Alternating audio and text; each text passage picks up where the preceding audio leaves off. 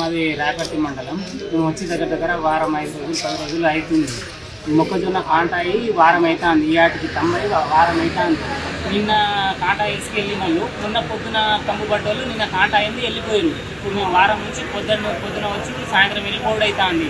ఆ కాంటా అయిన తమ్ము అయిన లిస్టు ప్రకారం కాంటా లోడ్ వెళ్ళిపోతే అందరూ ప్రశాంతంగా ఫ్రీగా వెళ్ళిపోతారు.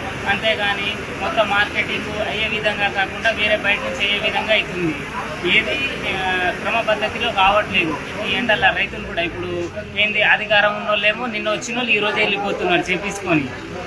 అదే ఆడ తంబైన లిస్టు ప్రకారం మనకు కాంటాతో పాటు ట్రక్ సీట్ ఇచ్చేస్తే ఎవరికి ఇబ్బంది అనేది ఉండదు.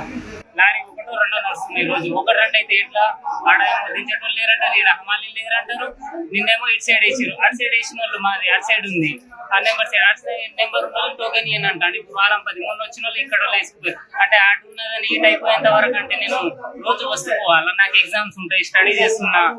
మా నాన్న ఇది వర్క్ చేసుకుంటారు. 6 ఎకరాలు వేరే పట్ట మీద పెడితేనే ఆ లిస్ట్ వచ్చినాక కూడా ఏంది వేరే వాళ్ళు తీస్తారు, తమ్ముకుంటారు, అయిపోతాను.